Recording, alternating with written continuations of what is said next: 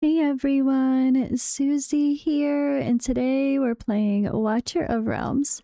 For today's video, I'm gonna go through BAYEK's kit. He's finally visibly here on the test server, so I know a lot of info's been out about him, but I still wanted to do a proper first look myself.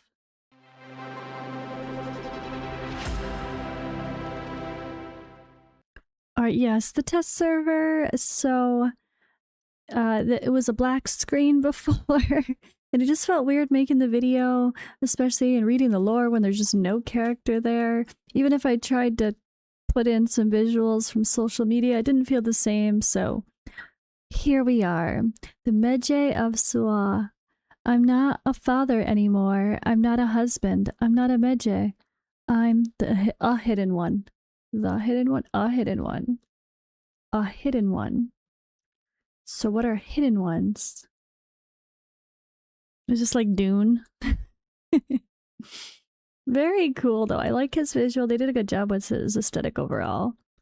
It feels like really well done, very realistic, which I can appreciate. So he's a piercer and nightmare, which is fun. It's nice when they work in some ranged nightmare units that are not, or platform nightmare units. Piercing damage, of course. He does AoE physical attack, ally buff, and anti-air. So we're thinking like, you know, Van Helsing, Nyx, Razak type situations, right? Alright, so I'm gonna read the like TLDR about him first, and then we'll dive into the kit. Alright, so an AoE marksman specializing in AoE anti-air environments, he features a unique ammunition cycle system, explosive arrow, and allowing him to store ammunition and unleash concentrated bursts against continuous waves of airborne enemies or wave-based battles. He can mark enemies with Mark of Sanu. Enemies carrying the mark take increased damage from the caster, and enemies with lower HP thresholds are executed. His basic attacks deal additional AoE damage to all enemies carrying the mark. So clearly he'll be good versus what Immortal Codex, the Pelagios boss.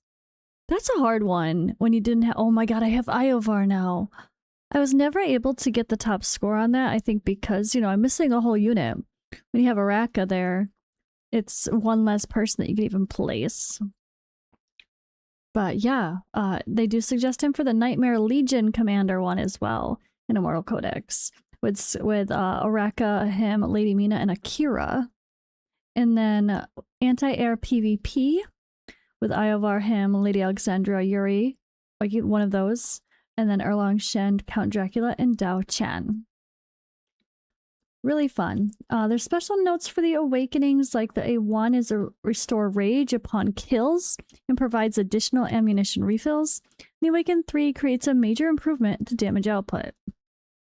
Alright, let's see what we got here and dive in. Details. That big ol' range, of course. Attack is 4100. Cost is 19. 3.5 second interval. Rage Regen Auto 14. Not so bad. Alright, his talent. Every 20 seconds, send Sanu out to hover for 10 seconds, continuously inflicting a Mark of Sanu on one target in range. Basic attack fires one extra explosive arrow inflicted with the Mark of Sanu. When deployed, immediately gains 5 explosive arrows. So continuously inflicting Mark of Sanu. This is the bearer takes 20% extra damage from the caster. If the bearer is common enemy and their current HP drops below 30% after being hit by an explosive arrow, they are instantly killed. Prioritize marking airborne units. And then these explosive arrows, with that basic attack fires one extra explosive arrow. The explosive arrow is a type of arrow upon hit, deals 180% AoE damage to the target and nearby enemies, hitting up to 5 enemies and inflicting 20% vulnerability physical damage for 5 seconds. Reloads one explosive arrow every 12 seconds, restoring up to 20 arrows. If there are no enemy units in range, the reload interval is reduced to 6 seconds. During the ultimate, the reload speed is doubled and 1 extra arrow is reloaded each time. Okay. Definitely interesting. Sounds fun. From what I hear, he's like, you know, new best in class anyway. But like this is a niche class. It's not like there's not many particular needs where, and there's because a lot of people can do the job. Even though he's the best, it doesn't make like him the most important character of the collab, right? Because there are other people that can do it. And holy crap, I keep noticing how tan I look. It's good. I did self-tanner, it's safer. Proud of myself. Anyway. Basic attack. 100% AoE magic damage, or AoE damage, up to 5 enemies in range, prioritizing airborne units. So his animation for, I think the ultimate was causing a bug on the test server and it was making the game crash every single time. So let me just quickly read this. Sorry. Immediately gains 4 explosive arrows and unleashes a barrage of arrows in range, dealing 200% AoE damage 2 times to up to 10 targets. For the duration, each time the explosive arrow is fired at a target, fires 2 explosive arrows in succession instead. In the first 2 hits of explosive arrow, pull up to 5 enemy targets within a radius of 2 tiles of the target to that target's position and inflict slow. Oh, that's clever. During the skill, Sanu inflicts Mark of Sanu on 1 extra target. Clever. I like the like pull in and slow. I didn't expect that. All right. Passive Burning Sands. When explosive arrow hits a target, fires small burst arrows at 3 extra enemy targets in range.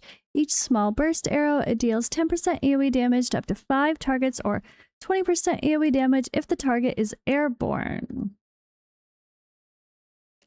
And then Guardian's Resolve. Increase damage against airborne units by 15%. For each target hit by explosive arrow, restores 0.2% rage to the hero.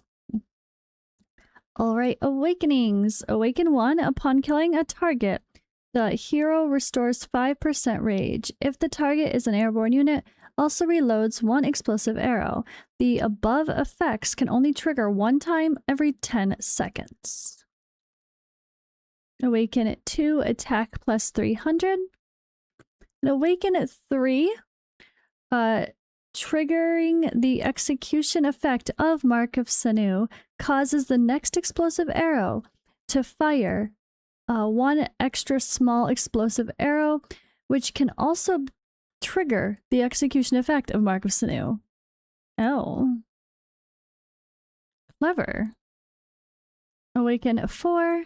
During the ultimate, increases penetration by 15%.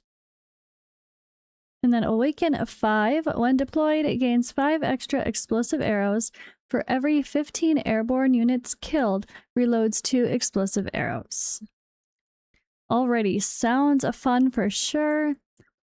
Definitely a top tier in slot from what I've heard, but it's up to you if you decide that is something you need. But either way, get all of the heroes. They'd be like Van Helsing from the collab, same thing. Like, it's a niche role, but who knows when we might need it in the future. You know how this game likes to do that. It seems like there's not really a ton of needs for something, and then they add more stuff to make it useful. So we'll see, we'll see. Overall, though, I think they did a pretty good job. And it's fun to have a good variety of heroes for the collab. Okay, I'm gonna read the lore. Medjay of Suwa. The path to freedom. Our path is a lonely one, Bayek, but it is the only path that leads to freedom. Aya. Born to a Medjay of Suwa, Bayek inherited from his father not only the mantle, but the duty to protect his people and work for their well-being. He lived a quiet life with his wife, Aya, in Alexandria, until their son's death shattered that life and drove them apart. Driven by grief, Bayek set out to hunt those responsible, gradually uncovering a secret organization known as the Order of the Ancients, and tracking its members across Egypt. Yet, As his search continued, he came to realize that the men behind his son's death were only a fragment of a far greater conspiracy, one that had long manipulating Egypt from the shadows. What began as a quest for vengeance gradually became something more. Reunited with Aya, Bayek continued his path alongside her. Working with Cleopatra VII, they helped clear the path for her return to the throne. Through targeted assassinations, he struck down the members of the order, one after another, but once in power, Cleopatra again fell under the order's influence, and their alliance ultimately collapsed. Realizing the struggle would outlast any ruler or single victory, Bayek, together with Aya, gathered allies and founded the Hidden Ones, dedicating themselves to opposing tyranny from the shadows and protecting the freedom of the people. They remained hidden, so their fight could not be named, bound, or broken. Their creed would all echo through history as the foundation of the Brotherhood of Assassins.